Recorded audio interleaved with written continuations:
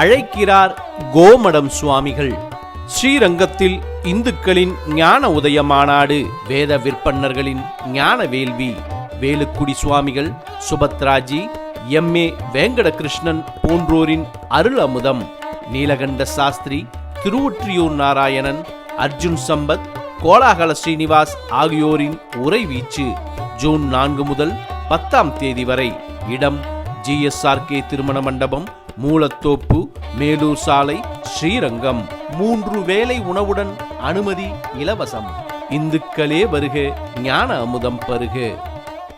அமித்ஷாவுடனான உரையாடல் அண்ணாமலைக்கு மகிழ்ச்சி தரும் விதத்தில் அமையவில்லை என்று கட்சி வட்டாரங்கள் கூறுகின்றன. ராகுல் சிவசங்கரையும் ஆனந்த் நரசிம்மனையும் அண்ணாமலை தரப்பு எப்படி பயன்படுத்துகிறதோ அதுபோல நவிகாவை பிஜேபி தலைமை பயன்படுத்தி உள்ளது. நான் ராஜினாமா செய்துவிட்டேன் என்று அண்ணாமலை இதுவரை கூறவில்லை. அண்ணாமலை ராஜினாமா செய்துவிட்டார் என்று பிஜேபி தலைமையும் தெரிவிக்கவில்லை. தனது புதிய இயக்கம் குறித்த அறிவிப்பை சென்னையில் நாளை தனது பிறந்த நாளின் போது அண்ணாமலை வெளியிடுவார் என தெரிகிறது. ரஷ்யாவின் இந்த ஒரு நாள் தாக்குதலுக்கு மட்டும் 400 மில்லியன் பவுண்டுகள், அதாவது இந்திய மதிப்பில் சுமார் 4100 கோடி ரூபாய் செலவிடப்பட்டிருக்கிறது. ஒரே நேரத்தில் இவ்வளவு அதிக எண்ணிக்கையிலான ஹைப்பர்சானிக் ஏவுகணைகள் பயன்படுத்தப்பட்டது இதுவே முதன்முறையாகும். கோலஹலாஸ் டிவி யூடியூப் சேனல், இது வாய்மையின் எக்காலம். வணக்கம் நண்பர்களே. தமிழக பிஜேபியின் முன்னாள் தலைவர் அண்ணாமலை கட்சியிலிருந்து ராஜினாமா செய்ய போகிறார், தனி இயக்கம் தொடங்க போகிறார் என்கிற செய்தி நேற்று முழுவதும் வைரலாயின. சென்னை தொடங்கி டெல்லி வரையிலான அனைத்து காட்சி ஊடகங்களும் அந்த செய்தியை மாறி மாறி விவாதித்தன. டெல்லிக்கு திங்கட்கிழமை இரவு வந்த அண்ணாமலை தனியார் நட்சத்திர விடுதியில் தங்கினார். வழக்கமாக தேஜஸ்வி சூர்யா வீட்டில் தங்கும் அவர் இந்த முறை அவரது வீட்டில் தங்கவில்லை என்பது குறிப்பிடத்தக்கது. பிஜேபியுடைய தேசிய தலைவர் நிதின் நபினை அவரது இல்லத்தில் நேற்று காலை 9 மணி அளவில் சந்தித்தார். அதைத் தொடர்ந்து பிஜேபி தலைமையகத்துக்கு எதிரே உள்ள பிஜேபி விரிவாக்க வளாக குடியிருப்பில் பிஜேபியினுடைய ஆர்கனைசிங் செக்ரட்டரி BL சந்தோஷை சந்தித்து பேசினார். பின்னர் மத்திய உள்துறை அமைச்சர் அமித்ஷாவை சந்திக்க அப்பாயின்மெண்ட் வாங்கினார் BL சந்தோஷ். நேற்று பிற்பகலில் அமித்ஷா இல்லத்தில் வைத்து அவரை சந்தித்த அண்ணாமலை 30 நிமிடங்கள் பேசினார். அமித்ஷாவுடனான உரையாடல் அண்ணாமலைக்கு மகிழ்ச்சி தரும் விதத்தில் அமையவில்லை என்று கட்சி வட்டாரங்கள் கூறுகின்றன. இதற்கிடையில் times now group editor Navika Kumar ஒரு காணொளி வெளியிட்டிருந்தார். அதில் அவர் ஒரு தியரியை முன்வைத்திருந்தார். வருகிற 18ஆம் தேதி 27 இடங்களுக்கான ராஜ்யசபா தேர்தல் நடைபெற உள்ளது. வருகிற 8ஆம் தேதி அதற்கான வேட்புமனு தாக்கல் செய்ய கடைசி நாள். இந்த சந்தர்ப்பத்தில் அண்ணாமலை விலகப் போகிறார் என்கிற ரீதியாக தகவல் பரப்பப்படுகிறது. ராஜ்யசபா MP ஆவதற்கான பிரஷர் டாக்டிக்ஸ் இது என்று நவிகா குமார் கூறியிருந்தார். தனது வீடியோவின் ஓரிடத்தில் எனக்கு தெரிந்தவரை அண்ணாமலைக்கு ராஜ்யசபா MP பதவி கிடைப்பது கடினம் என்றும் நவிகா குமார் கூறியிருந்தார். இப்போது அவரது வீடியோவை முழுமையாக பார்ப்போம். What's going to happen to Annamalai? Big question doing the rounds today on social media. Everybody in the media is speculating on it. To my mind, the timing is extremely interesting. Before 8th of June, there are going to be Rajya Sabha nominations that will have to be decided and made. Annamalai surfacing at this time, all the news coming around that he might just go solo, quit the BJP. Is there some kind of a message to the BJP that they should consider his name for a Rajya Sabha seat as they are in the process of deciding their contenders? That's one theory that is doing the rounds. The other theory is that both in the Lok Sabha elections and in the recently concluded assembly elections, the Annamalai factor did not play out quite the way the BJP wanted. Restlessness within the BJP camp on why they couldn't capitalize at the same time when Vijay could, because there was definitely space for a third force to come in. Those who support Annamalai say that it is actually the tie-up with the AIADMK that actually was the nemesis for the BJP. But whichever way you look at it, my favorite theory is the theory that was Annamalai looking for a Rajya Sabha berth? Is this pressure tactics at this point in time? Is the BJP going to consider that? Well, the flies on the wall right now suggest that not really a hot favorite to get a Rajya Sabha.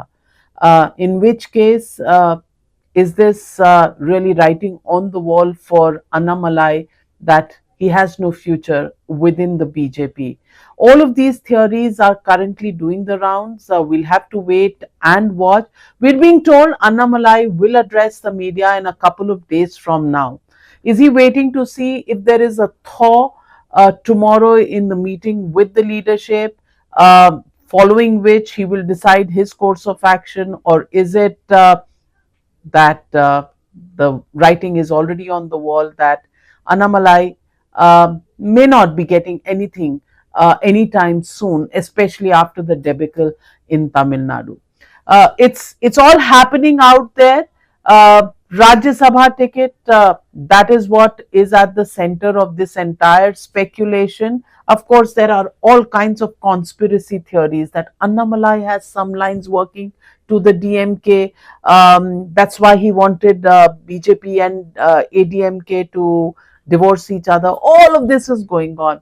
Let's wait and watch what happens, because the only question, the only binary is, will there be a Rajya Sabha ticket for him or not? Keep watching this space. My sense so far, as per the polls that I can see, he's not getting it. Does that mean he will resign and quit the party? Well, let's wait and watch. பொதுவாக இது போன்ற வீடியோக்களை நவிகா குமார் வெளியிடுவதில்லை. திடீரென்று இவ்விதமான வீடியோவை ஏன் வெளியிட வேண்டும்? கட்சி சொல்ல வேண்டிய விஷயத்தை நவிகா ஏன் சொல்ல வேண்டும்? நான் நினைக்கிறேன், ராகுல் சிவசங்கரையும் ஆனந்த் நரசிம்மனையும் அண்ணாமலை தரப்பு எப்படி பயன்படுத்துகிறதோ அதுபோல நவிகாவை பிஜேபி தலைமை பயன்படுத்தி உள்ளது. நவிகா மூலம் பிஜேபி தலைமை தன் முடிவை வெளிப்படுத்துகிறதோ என்று தோன்றுகிறது. அமித்ஷா, மோடி ஆகியோரை அடிக்கடி சந்திக்கும் பத்திரிகையாளர்களில் நவிகா குமாரும் ஒருவர் என்பது குறிப்பிடத்தக்கது. இவை எல்லாவற்றிலும் முக்கியமானது, நான் ராஜினாமா செய்து விட்டேன் என்று அண்ணாமலை இதுவரை கூறவில்லை. அண்ணாமலை ராஜினாமா செய்து விட்டார் என்று பிஜேபி தலைமையும் தெரிவிக்கவில்லை. எனவே இந்த வீடியோ வெளிவரும் வரை அண்ணாமலை ராஜினாமா செய்யவில்லை என்று நம்பலாம்.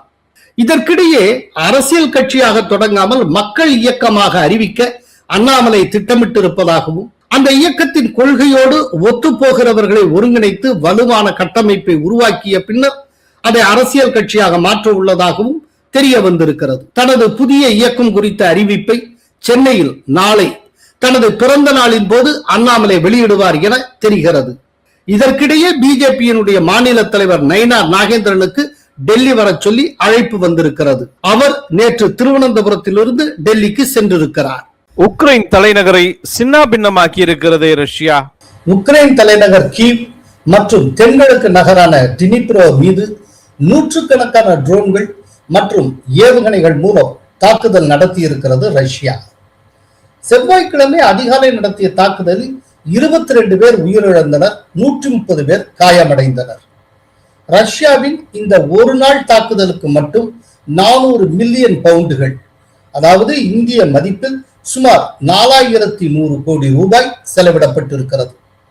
ரஷ்யாவின் கட்டுப்பாட்டில் உள்ள லுஹான்ஸ்க் பகுதியில் கல்லூரி மாணவர் விடுதி ஒன்றின் மீது கடந்த மாதம் நடத்தப்பட்ட ட்ரோன் தாக்குதலுக்கு பதிலடியாக உக்ரைன் தலைநகர் மீது தீவிர தாக்குதல்கள் முன்னெடுக்கப்பட்டன. கடந்த ஒரு மாதத்துக்குள் கீவ் நகர் மீது ரஷ்யா நடத்தி இருக்கக்கூடிய 3வது மிகப்பெரிய தாக்குதல் இதுவாகும். ரஷ்யாவின் தாக்குதலால் கீவ் நகரில் 9 அடுக்குமாடி குடியிருப்புகள், ஒரு மழலையர் பள்ளி, மருத்துவமனை மற்றும் பல அலுவலக கட்டடங்கள் சேதமடைந்தன. கீவில் 6 பேர் உயிரிழந்த நிலையில் 80க்கும் மேற்பட்டோர் காயமடைந்தனர்.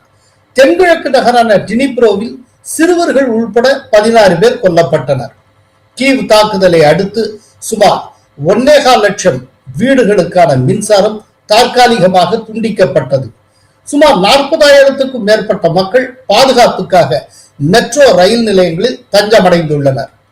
இந்த தாக்குதலில் வானிலேயே சுட்டு வீழ்த்த கடினமான 33 பாலிஸ்டிக் ஏவுகணைகள் மற்றும் ஒலியை விட 9 மடங்கு அதிவேகமாக செல்லக்கூடிய 8 ஜிர்கான் ஹைப்பர்சானிக் ஏவுகணைகளை ரஷ்யா பயன்படுத்தியதாக உக்ரைன் தெரிவித்திருக்கிறது. இந்த போரில் ஒரே நேரத்தில் இவ்வளவு அதிக எண்ணிக்கையிலான ஹைப்பர்சானிக் ஏவுகணைகள் பயன்படுத்தப்பட்டது இதுவே முதன்முறையாகும். உக்ரைனின் 10 ராணுவ உற்பத்தி தளங்களை குறிவைத்தே இந்த பிரம்மாண்டமான தாக்குதலை நடத்தியதாக ரஷ்யா தெரிவித்திருக்கிறது. அதே நேரம் பதிலடி நடவடிக்கையாக உக்ரைன் ராணுவமும் ரஷ்யாவின் தெற்கு கிராஸ்னோடார் பகுதியில் இருக்கக்கூடிய இல்ஸ்கி எனும் எண்ணெய் சுத்திகரிப்பு நிலையத்தை ட்ரோன் மூலம் தாக்கியது. இந்த தாக்குதலால் ரஷ்ய ஆக்கிரமிப்பில் உள்ள கிரிமியா தீபகற்ப பகுதியில் கடுமையான எரிபொருள் பற்றாக்குறை ஏற்பட்டு அங்கு வாகன ஓட்டிகளுக்கு கூப்பன்கள் மூலம் பெட்ரோல் டீசல் விநியோகம் செய்யும் அளவுக்கு சூழல் மோசமடைந்திருக்கிறது. இதனிடையே ரஷ்ய தாக்குதல் தொடர்பாக கருத்துரைத்திருக்கும் உக்ரைன் அதிபர் ஜெலன்ஸ்கி ரஷ்யா ஒரே இரவில் 73 ஏவுகணைகள் மற்றும் 600க்கும் மேற்பட்ட ட்ரோன்களை வீசி பெரும் தாக்குதலை நடத்தியிருக்கிறது. உக்ரைனின் வான் பாதுகாப்பை வலுப்படுத்த தேவையான கூடுதல் பேட்ரியாட் ஏவுகணைகளை வழங்க வேண்டும். உக்ரைனுக்கு தேவையான பாதுகாப்பை நட்பு நாடுகள் வழங்காவிட்டால் இத்தகைய தாக்குதல்கள் தொடரத்தான் செய்யும் என்று கூறியிருக்கிறார். உக்ரைன் போர் தொடர்பான அமெரிக்காவின் மத்தியஸ்த பேச்சுவார்த்தைகள் தற்போது முடங்கி போயிருக்கும் நிலையில் உக்ரைன் வான் பாதுகாப்புக்கு தேவையான ஆயுத பற்றாக்குறை நிலவுவதாக அதிபர் ஜெலன்ஸ்கி மீண்டும் கவலை வெளியிட்டிருக்கிறார். அதே நேரம் உக்ரைன் மீதான போர் ஒரு புதிய பரிமாணத்தை அடைந்திருப்பதாக தெரிவித்திருக்கும் ரஷ்யா வெளிநாட்டினர் அத்தனை பேரும் கீவ் நகரை விட்டு வெளியேற வேண்டும் என்று கூறியிருக்கிறது. ரஷ்யா சொன்னது போல போர் ஒரு புதிய பரிமாணத்தை எட்டியிருக்கிறது. இப்போதைக்கு முடியாது போல தெரிகிறது. நன்றி, வணக்கம். கோலஹலாஸ் டிவி யூடியூப் சேனல், இது வாய்மையின் எக்காலம்.